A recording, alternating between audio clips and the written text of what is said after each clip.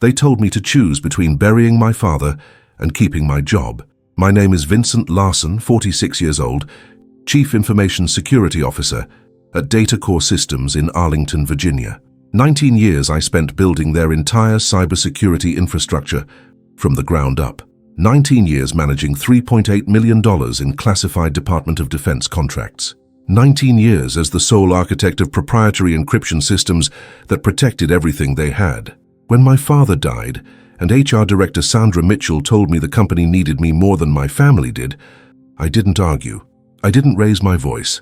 I simply stood up, walked out of her office, and began executing the contingency plan I'd maintained for exactly this scenario. By midnight that night, every critical system I'd built was secured behind legal instruments they couldn't touch. Have you ever watched someone realize they just destroyed their entire company by denying basic human decency? The call came at 6:43 on a Tuesday morning. My father, 72 years old, massive heart attack in his sleep, gone before the ambulance arrived. I sat in my home office for 20 minutes, staring at my security monitors displaying Data Core's Network Operations Center, processing the fact that the man who taught me everything about integrity and planning was gone. Then I composed a formal email to Sandra Mitchell, requesting 4 days of bereavement leave to handle funeral arrangements and family matters. Standard corporate protocol. Standard human decency. I'd taken exactly 3 sick days in 19 years. My leave balance showed 87 unused vacation days and 32 unused personal days. The email went out at 7:15. Sandra's response arrived at 7:48. 3 sentences. Vincent, we understand this is difficult, but Project Sentinel has critical deliverables this week. Government contract officers expect security protocols finalized by Friday. We need you here. Not a word of condolence, not an acknowledgement of 19 years of loyalty, just project deliverables and government expectations. I read it twice, then requested an immediate meeting. She granted me 10 minutes at 9:30. Sandra Mitchell's office occupied corner real estate on the executive floor. All glass walls and strategic design meant to project authority. She sat behind her desk, reviewing documents when I entered, barely glancing up. I remained standing. Sandra, my father died this morning. I'm requesting 4 days of bereavement leave to arrange his funeral and handle family matters. Company policy allows up to 5 days for immediate family. She set down her pen with deliberate precision. Vincent, I understand you're upset, but this is extremely poor timing. Project Sentinel represents our largest government contract. CEO Thomas Bradford personally guaranteed delivery this week. We simply cannot afford to have our Chief Information Security Officer absent during critical implementation phases. Her tone suggested she was explaining basic mathematics to someone struggling with simple addition. I kept my voice level. 4 days to bury my father. She leaned back in her leather chair. That particular executive posture meant to establish hierarchy. Vincent, you need to make a choice here. Choose work or family. We need someone committed to this company's success. The words hung in the air between us. Choose work or family. 4 days to bury my father was apparently too much to ask after 19 years of building their entire security infrastructure. I nodded slowly. Understood. Then I walked out without another word. She probably thought I was going back to work. She had no idea what that calm exit actually meant. I spent the elevator ride down calculating timelines, drove home in complete silence. My wife Rachel met me at the door, saw my expression, understood immediately. What happened? I told her about Sandra's ultimatum, about the choice between work and family. Rachel, who'd supported every late night and weekend I'd spent building Data Core's systems, who'd watched me sacrifice time with our kids for corporate loyalty, said exactly 4 words. Burn it all down. But I'm not someone who acts from emotion. I'm someone who plans, who documents, who builds systems. So instead of burning anything, I opened my personal encrypted repository containing 19 years of systematic documentation. Every security protocol I'd designed existed in that repository. Every proprietary encryption algorithm I'd developed independently, on my own time, using my own resources. Every architectural decision that made Data Core's systems function. All of it meticulously documented with timestamps, development logs, and clear evidence of sole authorship. Most importantly, I had complete administrative access to every critical system, implemented deliberately as single-point architecture, because management repeatedly ignored my recommendations for knowledge transfer and redundancy. They'd prioritized budget over security best practices. Now they would learn why those recommendations mattered. Have you ever spent years preparing for the possibility that your loyalty might be betrayed? The preparation saves considerable time when betrayal actually arrives. Let me explain exactly what I built for Data Core Systems. When I joined in 2006, they had basic firewalls and standard antivirus software, protecting a small regional government contracting firm. Over 19 years, I transformed their infrastructure into a federally certified secure environment capable of handling classified Department of Defense communications. I personally designed their quantum-resistant encryption protocols, implemented zero-trust network architecture, and developed proprietary security algorithms that Defense Department auditors praised as exceeding federal requirements. The encryption system alone took me 4 years to develop, working nights and weekends, using cryptographic theories I'd studied independently. DataCore provided the hardware and testing environment, but the intellectual architecture was entirely mine. I documented this clearly, maintained separate development logs on my personal systems, and even consulted intellectual property attorneys early on to ensure proper ownership records existed. Management never questioned my security recommendations because they didn't understand the technical complexity. Thomas Bradford signed off on my architectural proposals without reading them. Sandra Mitchell approved my access levels without comprehending their scope. They saw an IT department that functioned flawlessly and assumed that meant they controlled it. They never realized they'd allowed me to build systems where I held exclusive administrative authority over critical functions. This wasn't malicious planning on my part. This was systematic documentation of professional contributions in an environment where I repeatedly warned about knowledge concentration risks and was repeatedly ignored. DataCore's business model centered on government contracts, requiring specialized security certifications. When I started, they held one small contract worth $80,000 annually. By 2025, I'd helped them secure contracts totaling $3.8 million annually, including Project Sentinel, a Department of Defense communications security initiative worth $1.2 million per year. Every single contract depended on my security certifications and my proprietary protocols. The Defense Contract Management Agency had my name, my certifications, and my security clearances on file as the responsible technical authority for DataCore's systems. Government contract officers communicated directly with me on security matters because I was the recognized expert. Thomas Bradford and Sandra Mitchell attended contract signing ceremonies and collected executive bonuses, but the actual technical expertise and federal relationships belonged to me. I'd built those relationships through 19 years of competent, reliable service. Through never missing deadlines, never cutting corners on security requirements, never compromising on protocol integrity, government auditors trusted my work because I'd earned that trust through consistent excellence. Now Sandra Mitchell had given me a choice between work and family, apparently believing I had no alternatives, no leverage, no options beyond accepting her ultimatum. She understood nothing about leverage. Leverage isn't about emotion or anger. Leverage is about controlling critical resources and having proper documentation of that control. I had both. That Tuesday night, after Sandra's ultimatum, I began the systematic process I'd mentally rehearsed hundreds of times but never expected to execute. First, I contacted Marcus Webb, the intellectual property attorney I'd retained 3 years earlier when I first considered the possibility of corporate betrayal. Marcus specialized in technology ownership disputes and had reviewed my documentation previously. Marcus, I need to implement the protective protocols we discussed. Full, immediate execution. He didn't ask why. He'd seen my documentation. He understood the situation could arise. I'll have the legal instruments prepared within 6 hours. You're certain about this course of action? I told him about my father, about Sandra's ultimatum, about choosing work over family. Long silence on his end. Vincent, what they did is unconscionable. Let's protect your intellectual property properly. By midnight, I had signed legal documents establishing formal intellectual property claims over every security protocol and encryption algorithm I'd developed. Marcus filed formal notices with the United States Patent and Trademark Office, documenting my authorship of specific security methodologies. He prepared cease and desist notifications ready to deploy if Datacore attempted to use my proprietary systems without authorization. Most critically, he established a secure legal trust containing all my technical documentation, making any corporate attempt to access my systems a clear intellectual property violation subject to immediate injunction.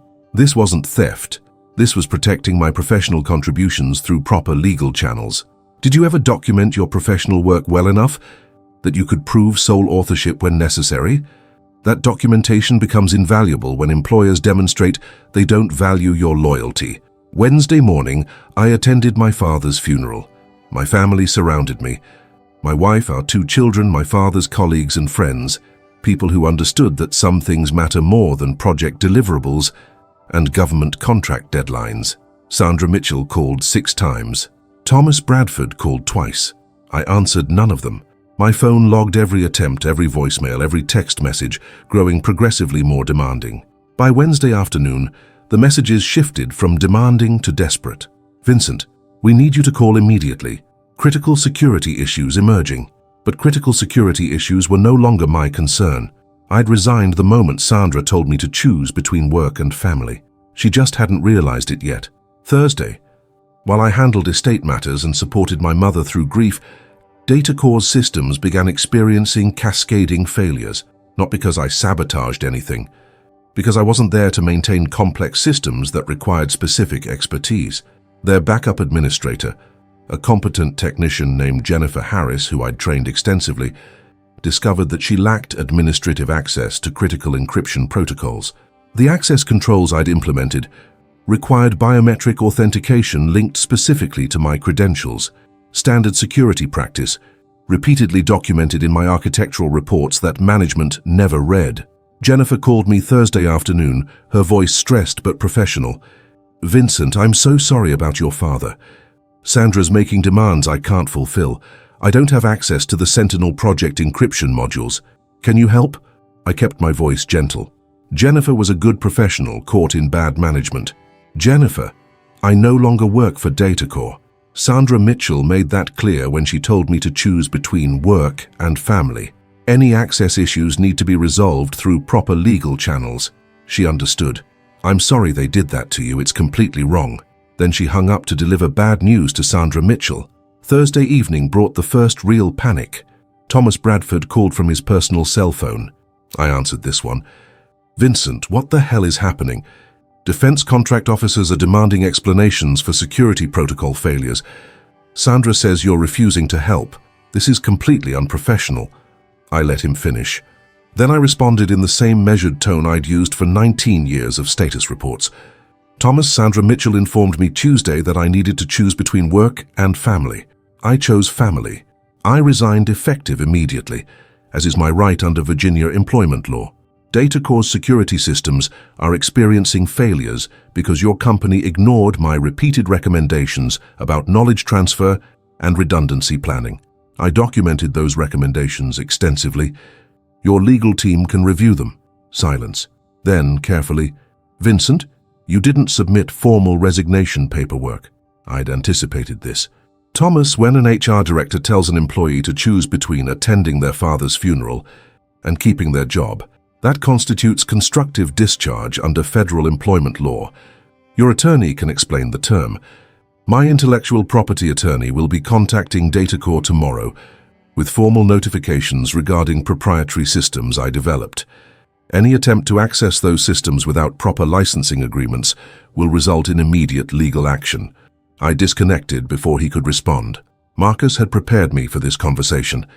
Every word was strategically chosen. Constructive discharge, intellectual property, licensing agreements, legal terminology that established frameworks they couldn't ignore. Have you ever turned 19 years of technical expertise into legal leverage? The transformation is remarkably straightforward when you have proper documentation. Friday morning, Marcus Webb served Datacore systems with formal intellectual property claims and cease and desist notifications. The legal documents detailed my sole authorship of critical encryption protocols, cited specific development logs and timestamps, and demanded immediate cessation of any use of my proprietary algorithms without negotiated licensing agreements. Simultaneously, the Defense Contract Management Agency received formal notification that the responsible technical authority for data cores security certifications was no longer employed by the company, and that existing security protocols were subject to intellectual property disputes. Federal contract regulations are extremely clear about security certification requirements. Any dispute over technical authority triggers mandatory contract review. Project Sentinel, DataCore's $1.2 million flagship contract, immediately entered suspended status pending resolution. The other government contracts followed within hours. $3.8 million in annual revenue, suddenly contingent on resolving disputes with the former employee they'd told to choose between work and family. Sandra Mitchell called 17 times Friday. I answered none of them. Thomas Bradford left voicemails that progressed from angry to pleading. Their legal team, headed by corporate counsel Robert Morrison, sent threatening emails about breach of contract and corporate espionage. Marcus responded with detailed documentation proving I'd breached nothing, stolen nothing, and simply protected my intellectual property through proper legal channels. Every encryption algorithm was mine. Every architectural decision was documented as my work. Every security protocol existed because of my expertise. DataCore owned the hardware and infrastructure. I owned the knowledge that made that infrastructure function. The distinction matters enormously under intellectual property law. The weekend brought cascading consequences I'd anticipated, but they hadn't. Without my security protocols active, DataCore's systems failed federal compliance audits. Government contract officers issued formal notices of default on multiple contracts. Defense Department security reviewers flagged DataCore's facilities for immediate recertification requirements. Other clients, seeing government contract suspensions, began requesting security audits and asking pointed questions about technical authority disputes. Jennifer Harris, the backup administrator, resigned Monday morning after Sandra Mitchell spent the weekend demanding she solve problems requiring expertise Jennifer didn't possess. 2 other senior technical staff members followed Jennifer out the door, apparently unwilling to work for management that told employees to choose between work and family. Thomas Bradford convened emergency board meetings. Sandra Mitchell hired an outside cybersecurity firm to assess DataCore's situation. That firm's preliminary report, which I later saw through legal discovery, contained devastating conclusions. DataCore's security architecture represents sophisticated single-point expertise.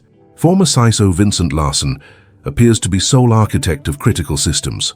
Replacing his expertise will require 18 to 24 months and significant investment. Current government contracts cannot be fulfilled without either resolving disputes with Mr. Larson or completely rebuilding security infrastructure from foundation level. Estimated cost to rebuild, $2.4 million. Estimated timeline, 2 years minimum. Current government contract penalties for non-performance, $400,000 and counting. All because Sandra Mitchell couldn't approve 4 days of bereavement leave. Do you think she understood yet what her ultimatum actually cost? Tuesday, exactly 1 week after my father's death, Marcus Webb received a call from Robert Morrison requesting settlement negotiations. Marcus scheduled a meeting for Thursday, giving DataCore time to fully comprehend their situation. Wednesday brought more cascading failures. A major corporate client terminated their security services contract, citing concerns about technical leadership disputes. 2 government contracts received formal cancellation notices with associated penalty assessments. DataCore's stock price, traded on regional exchanges as a small-cap security, dropped 18% on news of government contract losses. Thomas Bradford faced questions from board members about how the company allowed single-point technical dependencies and why they'd forced their chief information security officer to choose between work and family. Someone leaked internal emails to trade publications. By Wednesday evening, cybersecurity industry websites were running stories about DataCore Systems CISO resigns after being denied bereavement leave, takes critical security protocols with him. The stories weren't sympathetic to Datacore. The professional community understood exactly what happened. Several competing firms contacted me through Marcus offering positions with substantial compensation packages. Defense contractors who'd worked with me on government projects reached out personally expressing support and asking about my future plans. My professional reputation remained intact. Datacore's reputation was disintegrating in real time. Because ultimately, in professional communities, competence and ethics matter more than executive authority and corporate hierarchies. I'd spent 19 years building both competence and ethical reputation. They'd destroyed theirs in a single ultimatum. Thursday's settlement meeting took place in Marcus Webb's conference room. Thomas Bradford attended personally, accompanied by Robert Morrison and 2 other corporate attorneys. Sandra Mitchell was notably absent.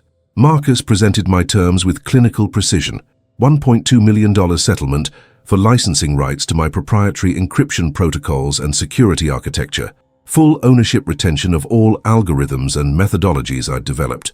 Public written acknowledgement from Datacore that they wrongfully denied bereavement leave and that my resignation resulted from constructive discharge.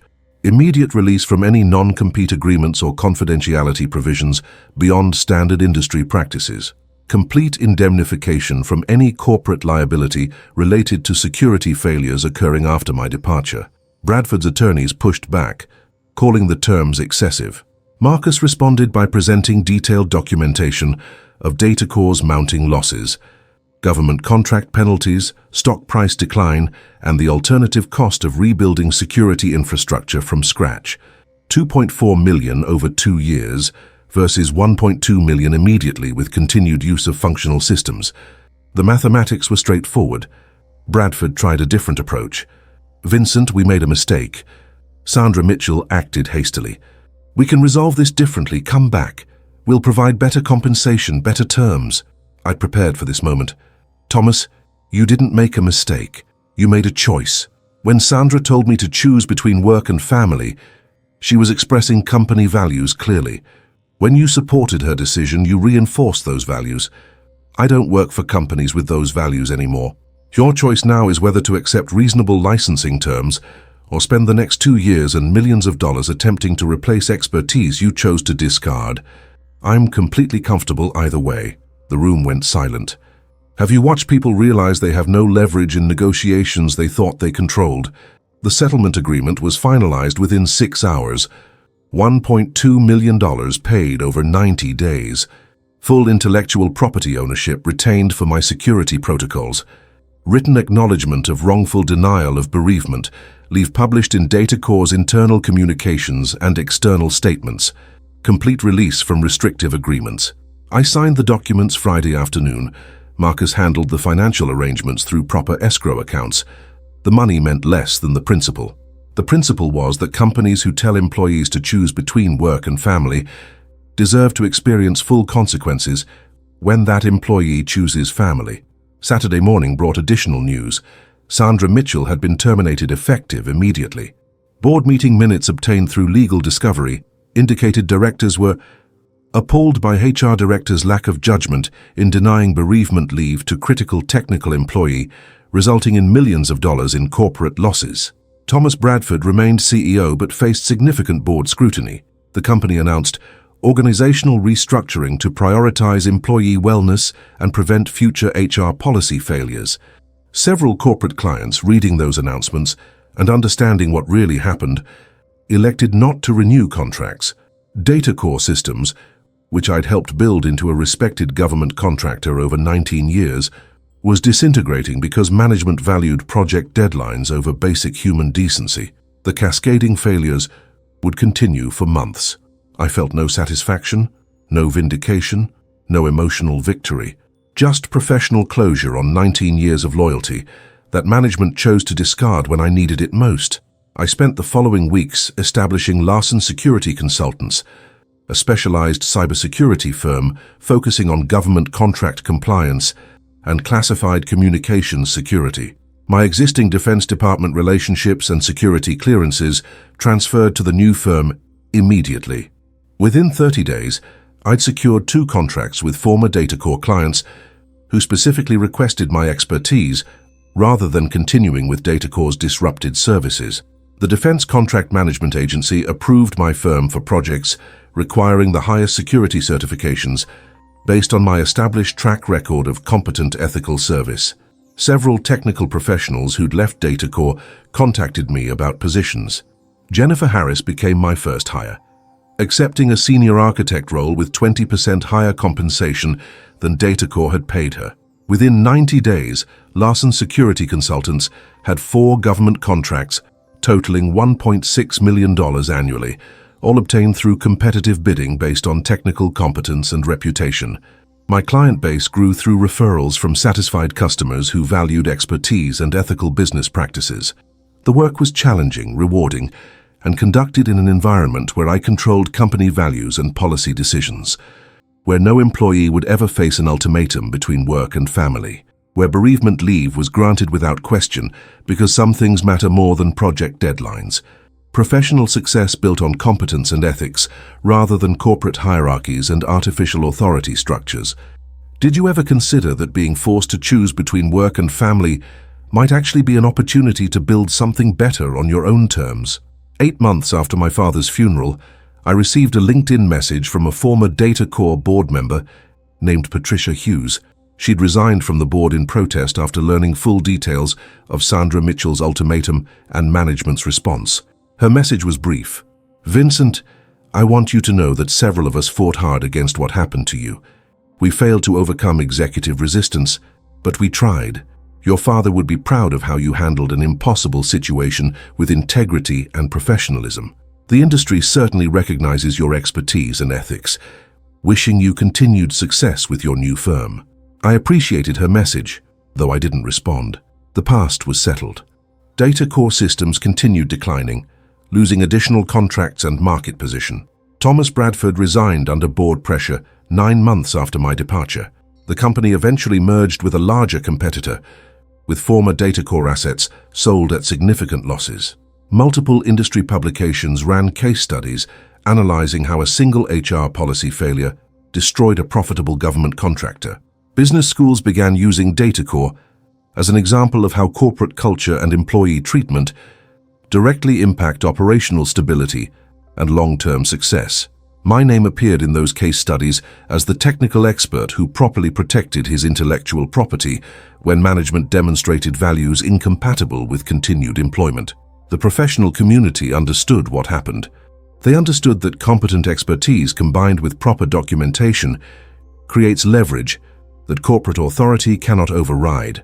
They understood that forcing employees to choose between work and family sometimes means losing the expertise that made your company function. Most importantly, they understood that professionals who build critical systems while systematically documenting their contributions can achieve justice through proper channels rather than accepting mistreatment. Today, Larson Security Consultants employs 12 technical professionals and maintains 8 government contracts, totaling $4.2 million annually. We provide cybersecurity services to Defense Department facilities, implement classified communications security, and develop proprietary encryption protocols for federal agencies requiring specialized protection. My work involves the same technical challenges I enjoyed at Datacorp, but conducted in an environment reflecting my values and priorities. When employees need bereavement leave, they receive it immediately with full support. When family emergencies arise, we adjust project timelines rather than issuing ultimatums. When someone demonstrates loyalty and competence, we recognize and reward those qualities rather than taking them for granted. The business succeeds because our clients value expertise, reliability, and ethical practices. Government contract officers appreciate working with professionals who prioritize security over shortcuts, who maintain proper documentation, who deliver consistent excellence. Those qualities don't change regardless of company size or corporate structure. They reflect individual professional standards and personal integrity. I built those standards over 19 years at Datacorp and carried them forward to my own firm. The difference is that now I work in an environment that shares and supports those standards rather than discarding them when convenient. My father taught me that integrity matters more than corporate loyalty, that professional competence creates opportunities, and that proper planning prepares you for unexpected challenges. He was right about all of it. When Sandra Mitchell told me to choose between work and family, she thought she was issuing an ultimatum. She was actually offering an opportunity to demonstrate that expertise properly documented becomes leverage that authority cannot overcome. An opportunity to show that professionals who build critical systems while maintaining intellectual property records can protect their contributions through legal channels. An opportunity to prove that being forced out of a company that doesn't value basic human decency might actually be the best thing that ever happened professionally. Have you considered whether your current employer values your contributions enough to avoid making that same mistake? Looking back now, I understand that DataCore's destruction was inevitable once management prioritized project deadlines over employee well-being. Organizations that force their people to choose between work and family eventually lose the talent that makes them successful. Sometimes immediately, when critical employees walk away, sometimes gradually, as professionals recognize toxic cultures and seek better opportunities, always completely because competent people have options and eventually exercise them. Sandra Mitchell's ultimatum accelerated a process that would have occurred eventually regardless. She simply compressed 19 years of loyalty into one devastating moment that made my choice obvious. Thomas Bradford's support of her decision confirmed that the company's values were incompatible with my continued employment. Their subsequent attempts to negotiate my return after destroying my trust demonstrated how thoroughly they misunderstood both human nature and professional relationships. You cannot tell someone to choose between work and family, then expect them to choose work after you've shown such profound disrespect. You cannot discard loyalty when convenient, then demand it back when facing consequences. You cannot build successful organizations while treating people as disposable resources who exist solely to serve corporate needs. These are fundamental truths that apparently required millions of dollars in losses and company destruction for DataCore's leadership to comprehend. The lessons were expensive but clear. Competence matters, documentation matters, intellectual property ownership matters, professional relationships built on respect and ethics matter. Most importantly, choosing family over work when forced into that impossible decision matters more than any corporate authority or project deadline. My father's funeral proceeded without my employer's approval or participation. My family received my full attention and support during their grief. My professional reputation remained intact, while my former employers collapsed. All because I'd spent 19 years building expertise, while systematically documenting my contributions, creating leverage that materialized exactly when I needed it most. If this story of professional justice and intellectual property protection resonated with you, consider whether you're properly documenting your own professional contributions and preparing for the possibility that your employer might someday demonstrate they don't value your loyalty. Share your thoughts in the comments below about how you've handled situations where work demands conflicted with family needs. If you found value in this account of how proper planning and documentation can protect your professional interests when corporate loyalty proves one-sided, please hit that subscribe button for more stories from Revenge Tales with Luke. See you in our next story.